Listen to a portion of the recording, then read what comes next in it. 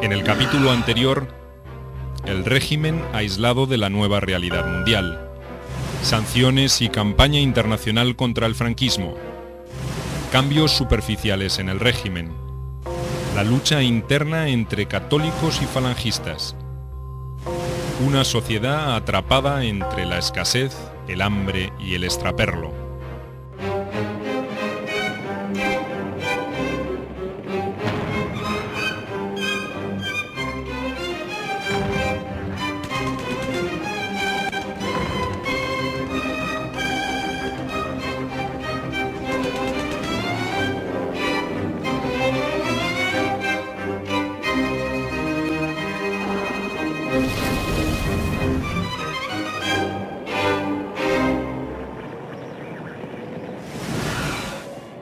Del falangismo a la tecnocracia, el régimen por dentro.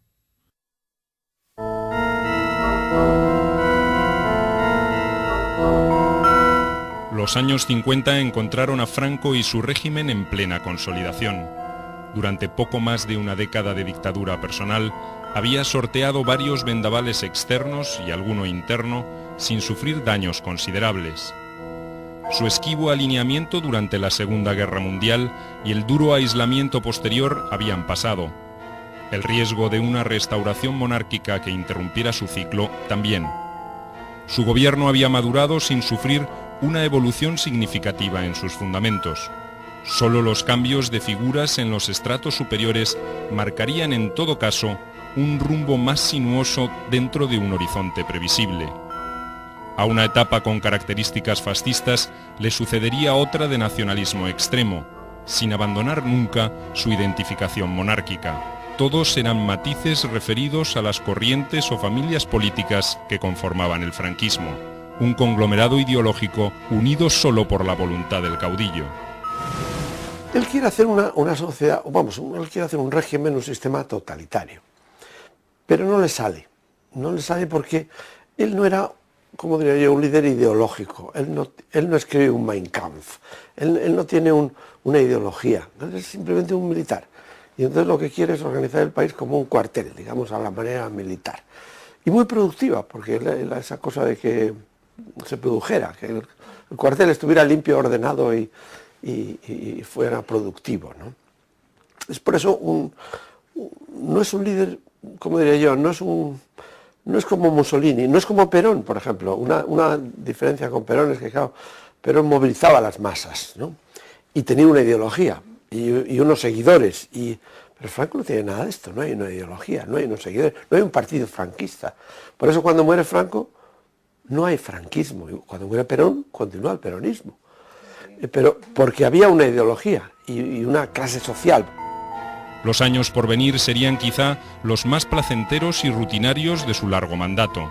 Franco comentó en cierta ocasión que la carga de gobernar no le resultaba especialmente pesada, y a juzgar por la forma en que lo hacía, su confesión resultaba sincera. Una vez por semana, generalmente los viernes, presidía una maratónica reunión del Consejo de Ministros donde escuchaba las exposiciones de sus colaboradores.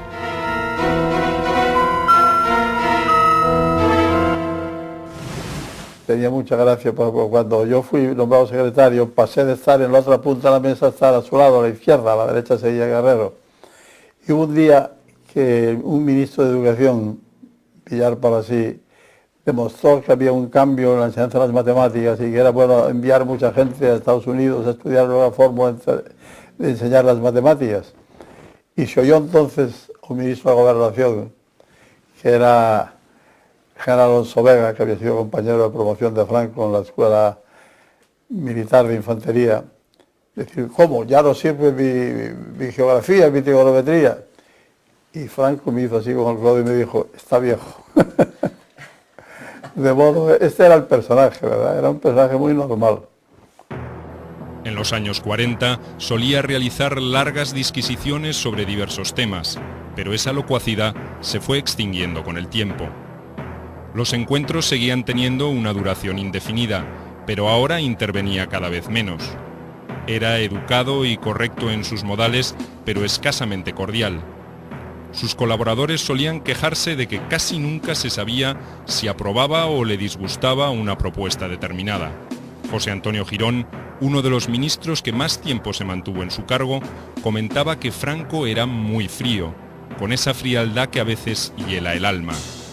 Aunque desconfiado, Franco nunca sería atacado por esa paranoia tan común en los dictadores.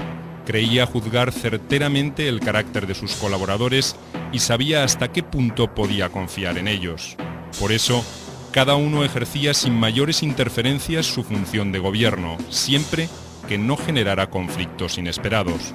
El caudillo fue siempre sensible al equilibrio de poder entre las distintas fuerzas en que se apoyaba el régimen. No alterarlo era una regla de oro para la supervivencia. Los ministros despachaban con él una vez por semana. Algunos añadían a eso una consulta de última hora antes de los viernes del Consejo de Ministros. Pero esos despachos pues servían para ver un poco cómo estaban los asuntos, él podía hacer alguna pregunta, pero en general él, una vez que el gobierno estaba constituido, dejaba hacer a los ministros según su iniciativa y según lo que naturalmente fueran los planes normales del gobierno, y luego sujetos había que discutirlos en el Consejo de Ministros. Pero no eran instrucciones constantes de él, ni muchísimo menos, él no estaba en los detalles, y hacía muy bien. Yo no había que reprender a un ministro en un Consejo de Ministros, más que una vez que un ministro se metió con otro demasiado duramente. Sus hábitos austeros tampoco fueron modificados durante el largo ejercicio del poder. No fumaba y apenas bebía una copa de vino. En cambio, la pesca y sobre todo la caza eran actividades que podían llegar a distraerlo más de lo prudente. Solía dedicar a esas excursiones varios días a la semana, generalmente de sábado a lunes. Las comidas tampoco eran un acontecimiento social en el Palacio del Pardo. Durante años, el cocinero fue un suboficial de la Guardia Civil con un talento culinario bastante limitado. Pero en ese frío e inhóspito palacio que había elegido como residencia, algunas cosas comenzaron a cambiar a partir de 1950. El 10 de abril de ese año, la única hija del caudillo, Carmen, se casó con un médico de origen aristocrático y fama de playboy, Cristóbal Martínez Bordiú, marqués de Villaverde. A la boda no asistieron los grandes de España, pero los regalos y la fiesta le dieron un relieve principesco en una época donde el hambre y la escasez eran moneda corriente. A partir de allí, según algunos testimonios, los negocios de su yerno y de otros allegados enriquecieron al llamado Clan del Pardo. Doña Carmen también sufrió una metamorfosis. Se aficionó a las joyas y a las antigüedades y a las frívolas ventajas de ser la primera dama. La placidez en las alturas no podía ser eterna. La Falange, la corriente política mejor estructurada y dinámica del franquismo, había ido perdiendo el fervor revolucionario de los primeros tiempos, pero sus rebeldías no se habían extinguido del todo. Muchos camisas viejas añoraban los primeros años de la dictadura y solían acusar a Franco de haber traicionado los principios del movimiento. Ni siquiera la presencia del caudillo con el uniforme falangista en el único Congreso Nacional que celebró la organización en toda su historia, realizado en octubre de 1953, cambió esa situación. Ante 250.000 fervorosos militantes, Franco exaltó a la Falange como guardiana de la doctrina del régimen, pero la realidad era muy distinta. Era un instrumento al servicio del jefe. Y lo que no quiere decir que no llevara a cabo esas funciones. Efectivamente, era capaz de movilizar. Efectivamente, tenía una estructura organizativa. Pero digamos que todo eso mediatizado por la voluntad del jefe o las voluntades de aquellos en los que el jefe depositaba su confianza. Es decir, porque, repito, el partido único franquista era un instrumento creado desde el poder. Por lo tanto, en ningún caso se podía consentir que esta organización se volviera en contra del poder. Durante los años de ostracismo, Franco había sido presionado para que eliminara a la Falange, para muchos un recuerdo incómodo del pasado fascista del régimen. No lo hizo, pero redujo su influencia y especialmente el presupuesto para su funcionamiento. Nombró a un histórico como Raimundo Fernández Cuesta al frente del movimiento, pero su dirección anodina y burocrática pronto perdió influencia sobre los sectores más rebeldes. En los años 50, el descontento falangista creció al calor de los acuerdos con los Estados Unidos y la certeza de que católicos y monárquicos habían adquirido mayor influencia en la estructura del gobierno. En parte, los falangistas tenían razón. La normalización de las relaciones con la Iglesia favoreció el crecimiento de sus organizaciones laicas, que en algunos casos entraron en competencia directa con las del partido. Además, ministros de esa extracción, como Alberto Martín Artajo, se convirtieron en adversarios de la Falange y de sus iniciativas. No hay que olvidar que Falange es partido único y que quiere estar presente en todas las organizaciones sociales. Le gustaría también estar en las de Acción Católica. Pero eso es un terreno vedado por la autonomía que significa la Iglesia. Entonces, ahí hay un cierto nivel de enfrentamiento, ¿no? Y después queda también, de alguna manera, el enfrentamiento político. Porque Falange, como partido fascista, quiere organizar y mantener un Estado, el régimen, el nuevo Estado, de acuerdo con los planteamientos fascistas, con los principios fascistas. Los católicos, que por supuesto están integrados dentro del régimen, es eso que algunos sociólogos, también historiadores, han llamado las familias del régimen, los católicos también están allí. Y en ese sentido se puede decir, ¿son del partido único? Sí, pero tienen la antena más dirigida hacia el Vaticano o a Toledo que hacia el Valle de los Caídos. En los años 50, con todo, la Falange tenía injerencia en aspectos importantes de la España franquista. Controlaba los medios de comunicación, manejaba la relación con obreros y patrones e intentaba, aunque sin demasiado éxito, modificar las formas de explotación de los recursos agrícolas. Franco la consideraba como una especie de vínculo con una población que lentamente se recuperaba del trauma que había significado la guerra civil. En sus largos viajes por el interior, siempre en auto, nunca en avión, los falangistas eran los encargados de organizar manifestaciones multitudinarias en apoyo del caudillo. Pese a las limitaciones que imponía el modelo de autarquía económica, el ritmo de actividad crecía y los españoles se alejaban de las consecuencias de esa pesadilla. La vida cotidiana era menos dura, sobre todo en las ciudades, y reaparecían ciertas aspiraciones que habían permanecido aletargadas durante bastante tiempo. Las protestas laborales horadaban lentamente la base de sustentación popular del franquismo, y el debate sobre cómo encarar el problema agudizaba los enfrentamientos dentro de la Falange. Además, comenzaba a despuntar una nueva generación con menos vivencias históricas sobre el conflicto y más proclive a algunos todavía tibios pero significativos cuestionamientos. Ellos se dan cuenta de que están perdiendo mucho terreno y que de alguna forma tienen que reaccionar. Bueno, la reacción pública no es posible, porque a la dictadura no se le pueden imponer los pensamientos radicales del Estado totalitario. Eso no puede volver. En cambio, los falangistas van a intentar recuperar parcelas de poder, aunque sea desde abajo, desde el control que tienen ellos sobre una cadena de prensa muy importante.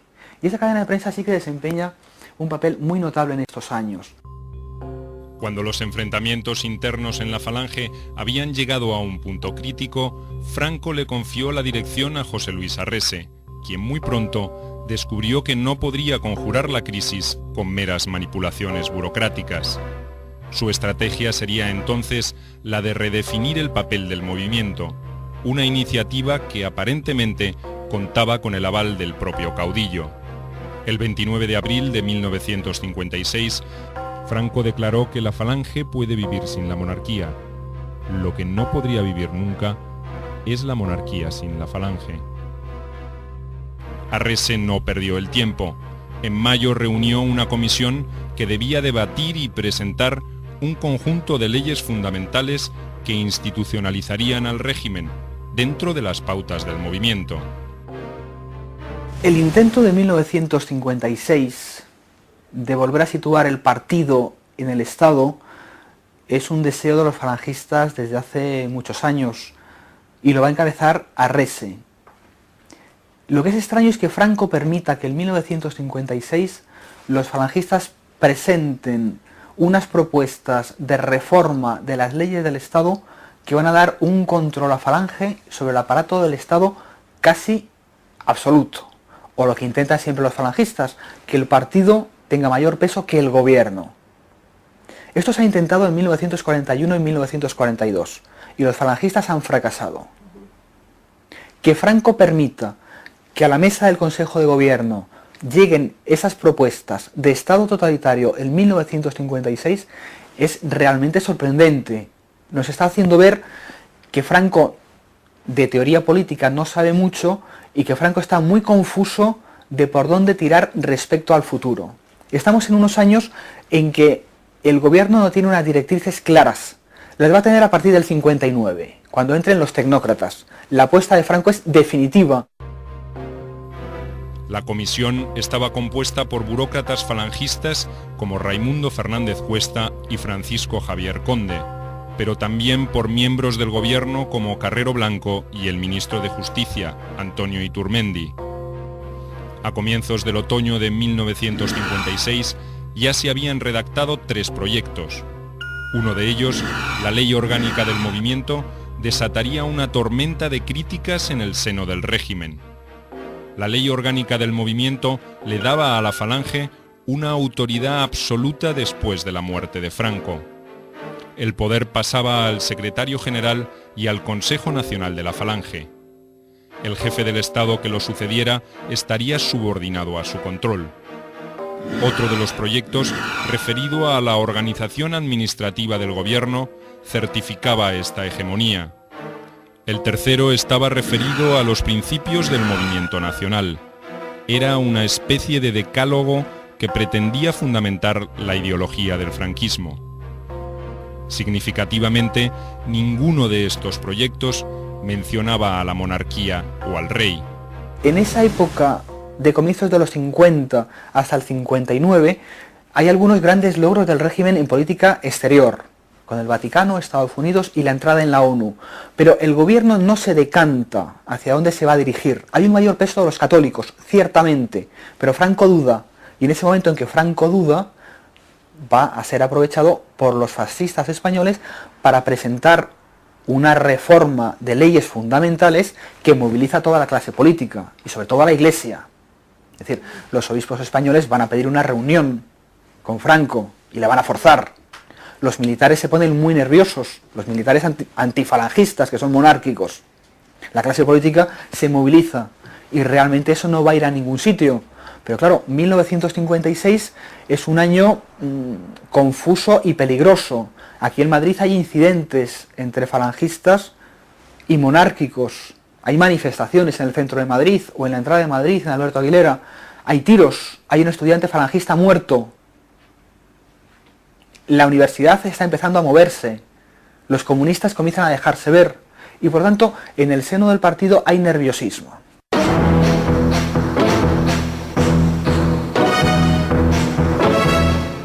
Arrese, a petición de Franco, presentó versiones menos conflictivas que tampoco fueron aceptadas.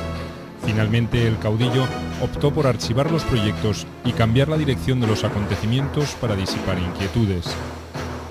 En febrero de 1957 resolvió realizar un profundo cambio en su gabinete de ministros. Esta alternativa, al parecer, fue sugerida por Carrero Blanco, convertido ya en la figura gris del régimen. En un memorándum escrito en enero, advertía a Franco sobre la necesidad de producir cambios para reforzar su autoridad personal. Señalaba además que las leyes institucionales debían gestarse a través de un trabajo conjunto de todo el gobierno y no de un sector en particular. El almirante, como parte de su fiel y fecunda labor de consejero, solía redactar largos informes sobre diversos temas, que Franco leía los fines de semana o por las noches en soledad.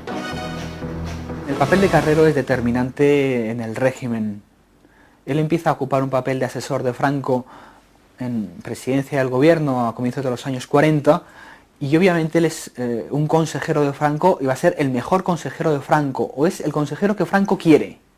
Alguien que le asesora y alguien que no le quiere ocupar parcelas de poder. En ese sentido Carrero es perfecto, es más franquista que nadie.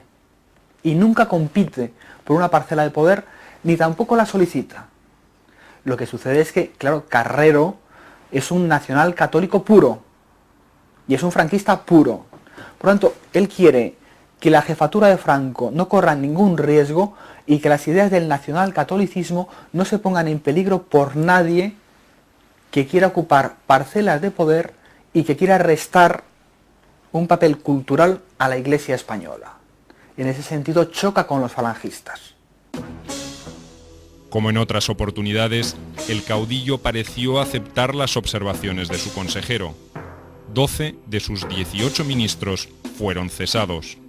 Fiel a su política de contrapesos, Arrese siguió integrando el nuevo gobierno, pero en un cargo de inferior importancia, ministro de Vivienda.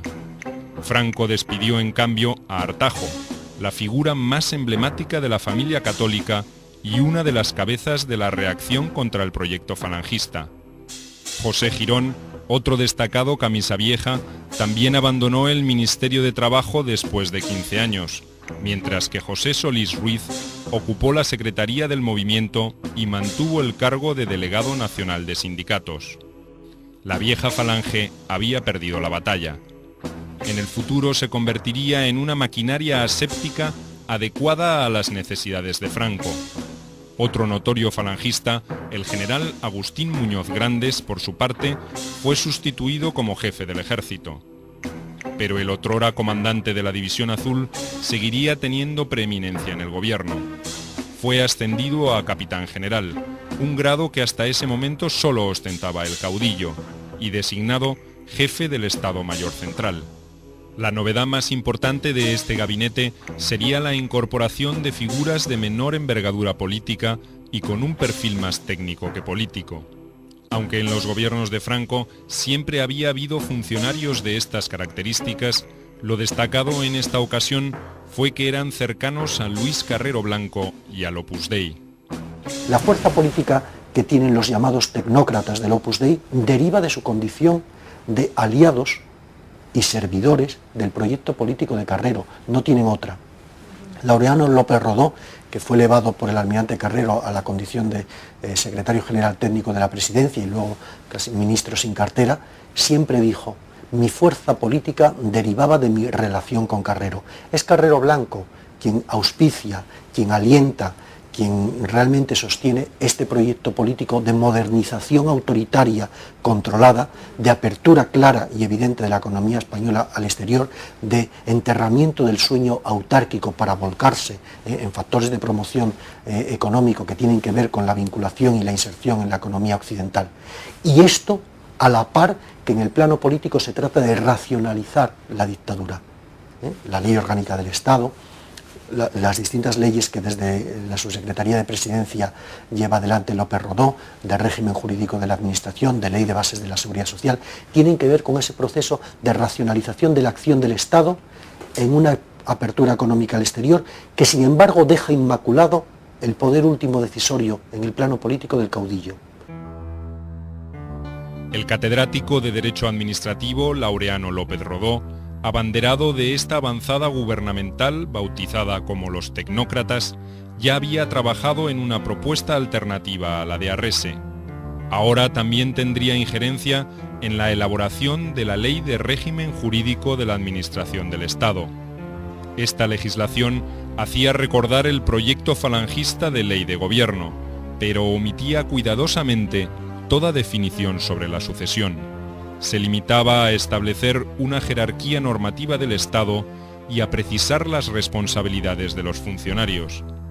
Otros dos miembros del Opus Dei ocuparían las principales carteras económicas. Alberto Ullastres en Comercio y Mariano Navarro Rubio en Hacienda. Fiel a su costumbre de demorar el tratamiento de temas conflictivos, Franco había archivado el espinoso asunto de la institucionalización y sobre todo su eventual marco sucesorio. Ese aspecto era el que más preocupaba al franquismo. Aunque el caudillo gozaba de buena salud, habían comenzado a aparecer los primeros síntomas de la enfermedad de Parkinson. Esto era un secreto de Estado, pero sus allegados temían que su capacidad disminuyera antes de haber tomado una decisión sobre su reemplazo.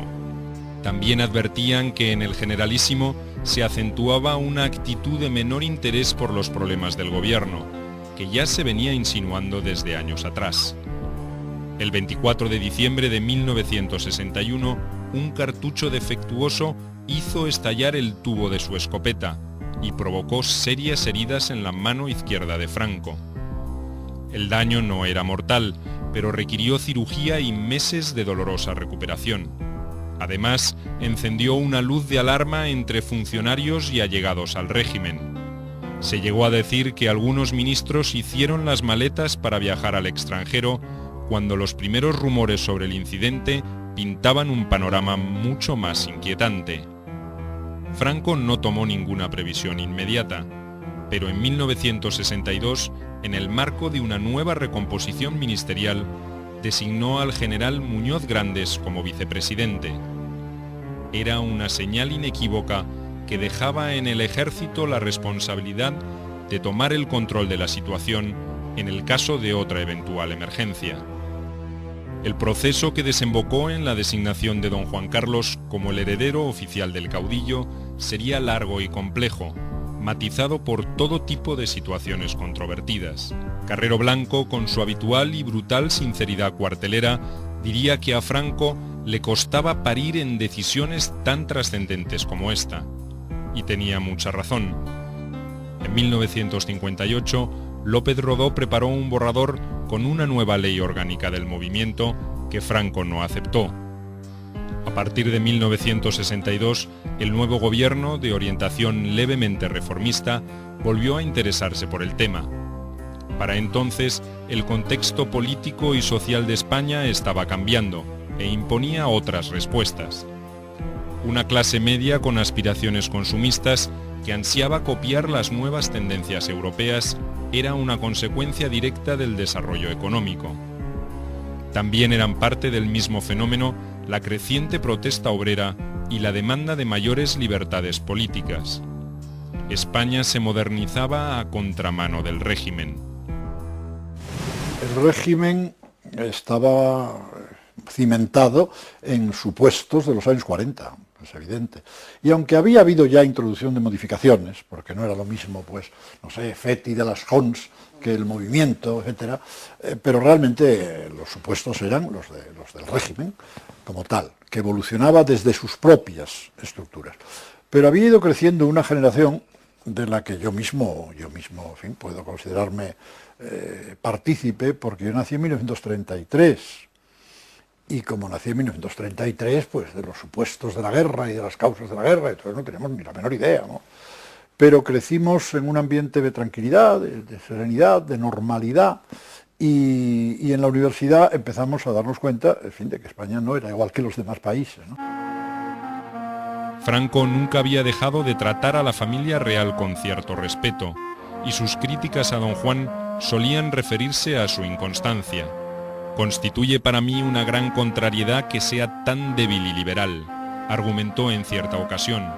No quería excluirlo oficialmente de una eventual sucesión, pero a comienzos de los años 60 aspiraba a que cediese voluntariamente sus derechos dinásticos a su hijo.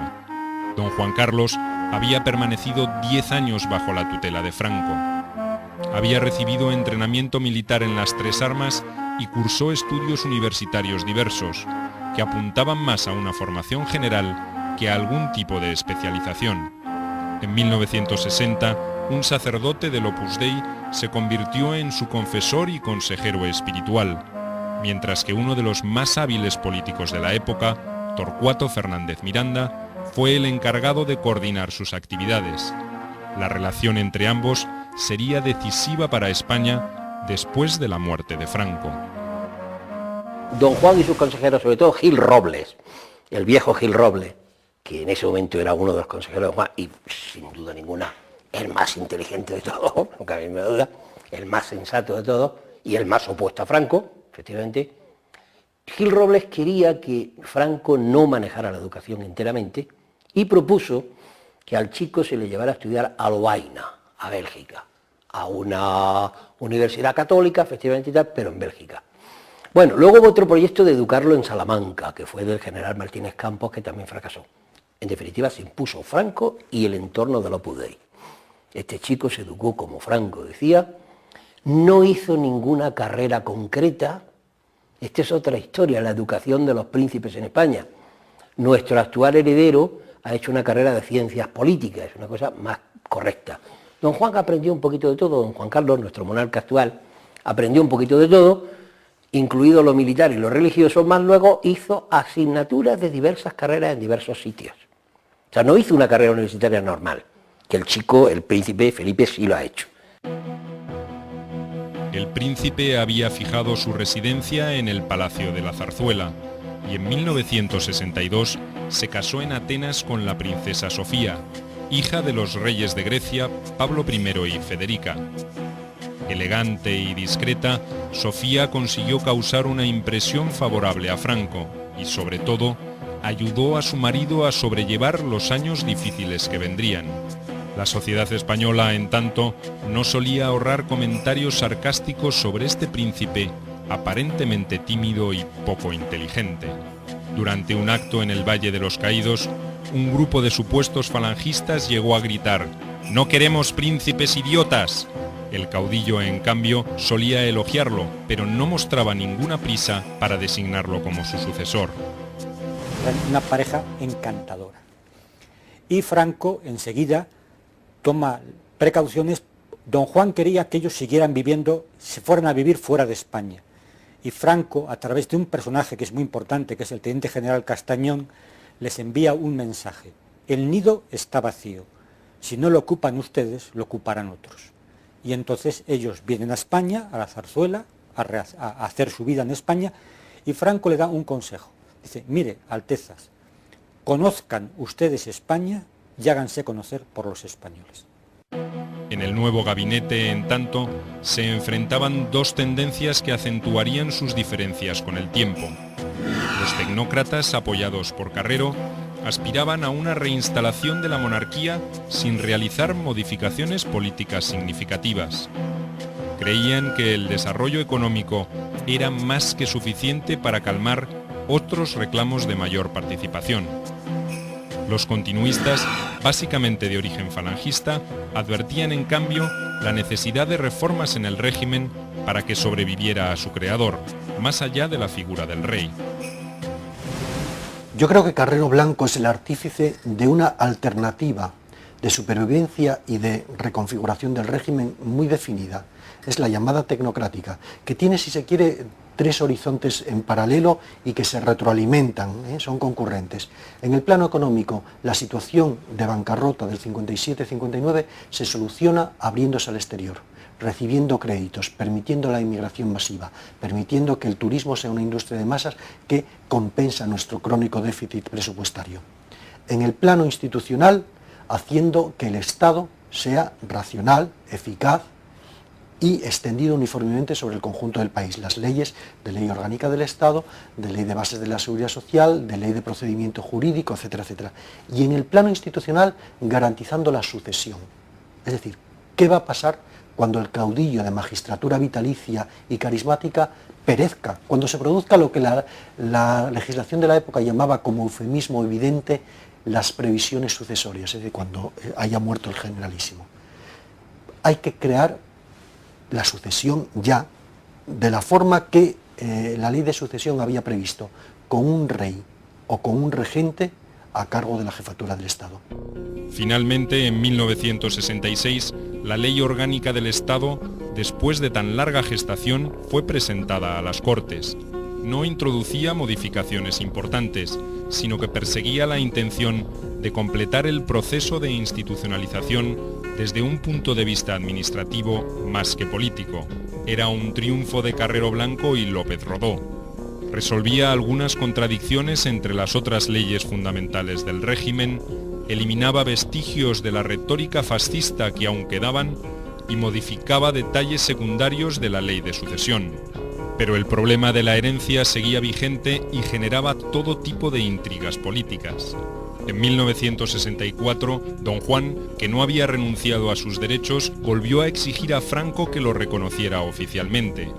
El hecho de que, por ejemplo, Laureano López Rodó fuera una persona decisiva, o relativamente decisiva, en la designación de Juan Carlos como sucesor a título de rey, no tiene nada que ver con su pertenencia al Opus Dei, porque tan del Opus Dei era Fernando Herrero Tejedor, en el año 69 era fiscal general del Estado, pero era una persona totalmente vinculado al movimiento, a José Solís Ruiz, y le costó aceptar esa decisión como a tanta gente del movimiento nacional.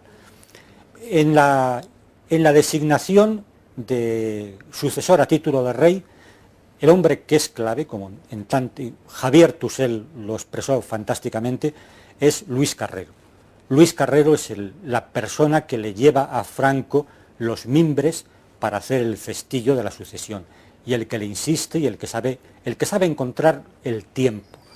Fue muy importante también Iturmendi, que había sido ministro de Justicia y en aquel momento era presidente de las Cortes. Y fue muy importante también, tuvo su importancia Alfonso Osorio, que estaba casado con una hija de Iturmendi. El alejamiento de Muñoz Grandes por razones de salud y su reemplazo por Carrero Blanco en la vicepresidencia en 1967 consolidó definitivamente el proceso a favor de don Juan Carlos. Comenzó lo que López Rodó bautizó como la Operación Salmón, recordando la paciencia que se debe tener para atrapar a esa clase de peces. Carrero Blanco y sus allegados utilizarían toda ocasión posible para insinuar al caudillo la necesidad de cerrar el círculo con la designación de su heredero. El joven príncipe, que ya había cumplido los 30 años, la edad fijada por la ley de sucesión para aspirar al trono, actuaba con más firmeza. En enero de 1969 declaró a la agencia EFE que era partidario de una instauración monárquica antes que de una restauración, y que estaba dispuesto a aceptar su designación al margen de las pretensiones de su padre. Aprovechando que Franco iba todos los años a un sitio, lo pasaba muy bien, que era la caza del ciervo en la berrea en Cazorla, en la sierra de Cazorla, pues se aprovechó para preparar las declaraciones del príncipe, que él mismo corrigió, y con muy buen sentido, y que fueron las que convencieron a Franco que eso había ya que decidirlo de una vez. Le diré que cuando Franco regresó, yo despaché con él esos despachos semanales, y no le hablé de este asunto. Y me dijo, cuando yo ya me marchaba, con una sonrisa así un poco de pillo, dice, me llamaron la atención las declaraciones del príncipe por su justeza, me dijo. Yo le dije, pisamos terreno firme. Entonces me sonreí yo también, saqué de la cartera el texto original y las correcciones del príncipe. Franco era un militar formado en la época de Alfonso XIII, al que tenía afecto y cariño. No en vano Alfonso XIII fue su padrino de boda. Era militar, por lo tanto había que seguir el orden jerárquico, y era un militar de la dinastía histórica, puesto que Alfonso XIII, como había sido un monarca liberal, no volvería a reinar en España, entonces tendría que ser su hijo Juan. Si su hijo Juan no se plegaba a las ideas que él tenía, pues había que buscar al hijo de don Juan. Esa declaración fue un paso decisivo que satisfizo a Franco y que terminó con sus vacilaciones, aunque todavía insistiría que sentía como una deserción el nombramiento de su sucesor. La resolución era un hecho. El 21 de julio de 1969, el caudillo presentó el documento correspondiente ante el Consejo del Reino y al día siguiente lo remitió a las Cortes. Ya parió, fue la gráfica descripción con que Carrero Blanco comunicó la novedad a López Rodó. Don Juan Carlos no fue menos gráfico al comunicárselo a su padre. El grano ha reventado, le anunció escuetamente. Para los jerarcas de la Falange fue como un balde de agua fría, pero toda oposición era ya inútil. Don Juan también reaccionó con dureza, pero su actitud solo sirvió para que Franco se regodeara con su impotencia. Fue una decisión a 100% de Franco. Otra cosa es que efectivamente Carrero Blanco y Laureano López Rodó fueron los activistas políticos de que la operación se hiciera, pero hasta su propia muerte, vamos. Franco tomaba todas las decisiones importantes sin que nadie le influyera en ellas, y Franco tenía completamente claro, era un megalómano, era un pobrecito porque era un hombre muy mediocre, pero era un megalómano, no concebía ser sucedido por un general o por un civil, como decía él. A él le tenían que suceder el descendiente de Carlos V y de Felipe II, tenía que ser un rey, el que fuera, pero un rey. Eso lo tuvo clarísimo casi desde el primer momento. El franquismo creyó que aseguraba su continuidad, pero en su seno se agitaban grandes contradicciones. Y en una sociedad que evolucionaba en paralelo con el régimen, esas discrepancias eran aún mayores. En el próximo capítulo, la crisis final del modelo económico autárquico. España al borde de la cesación de pagos. Los tecnócratas y la puesta en marcha del plan de estabilización. La independencia de Marruecos. La cultura bajo el régimen franquista.